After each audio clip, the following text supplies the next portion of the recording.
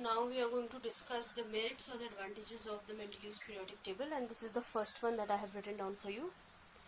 He left gaps for elements that would be discovered in the future. At certain places in his periodic table he had left gaps, and when inquired he very boldly said that these gaps have been left for the elements that would be found out in future. Not only did he leave gaps for the elements that would be found in the future, he also predicted the properties of these elements. Right? He said that these will be the properties of the elements, since he had most of his table based on the chemical properties. And he also named these elements by prefixing a Sanskrit numeral eka. Eka means one or first, to the name of the preceding element in the group. So the element which was before, he named the element found to be found in the future by putting the prefix eka. And three examples I have taken. One is eka boron, another name given by Mendeleev was eka aluminium, and the third one was eka silicon.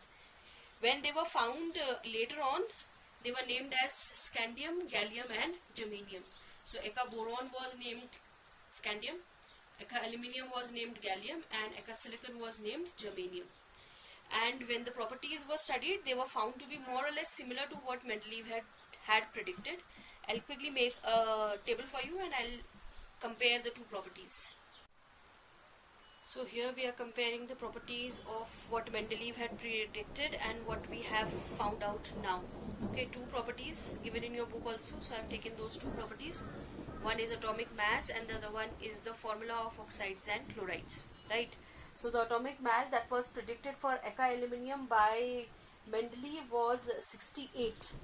He said that it would be having an atomic mass of 68, and when later it was found, it was roughly found to be having atomic mass of 69.7.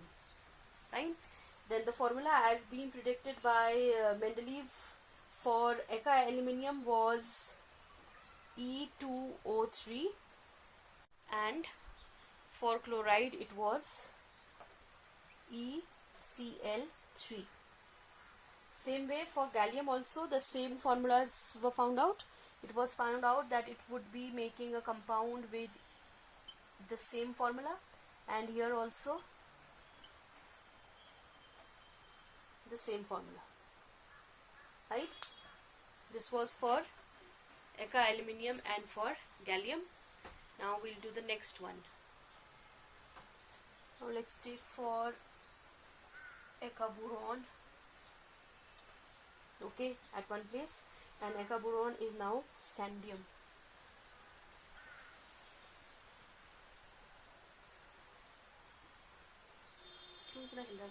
Atomic mass first. Eka boron, Mendeleev said, would be having atomic mass of 44, and it was found out that scandium actually had a mass of 47.3. So it was more or less the same. Then the formula of the oxide, he said, would be E2O3,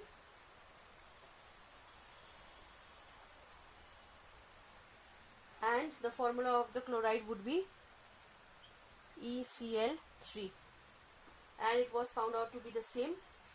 Scandium oxide formula is SC2O3 and chloride is SCCl3.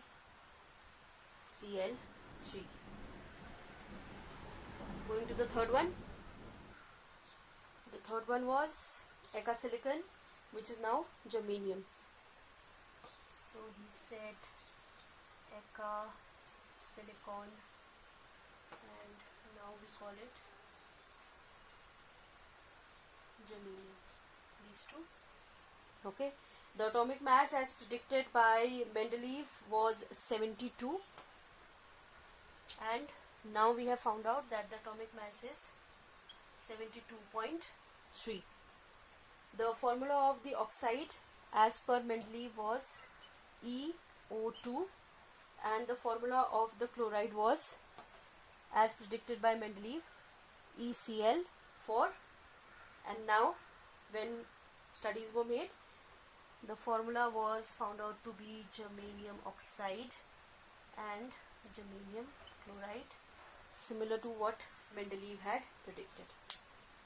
So this was the first and the major merit of Mendeleev's periodic table. This is the second merit or advantage of the Mendeleev's periodic table, and it is that when inert gases were discovered, they got a separate position in his table and they did not disturb the rest of the table. Now all of you know that inert gases are non-reactive gases. They do not react since the outer shell is already complete. They have 8 electrons in the valence shell, so they do not react with other elements. As a result, all those inert gases got a separate group, or a new group of those gases were made, and they were placed at the end of the periodic table. So discovery of these inert gases had no effect on his periodic table. That was his second merit or second advantage.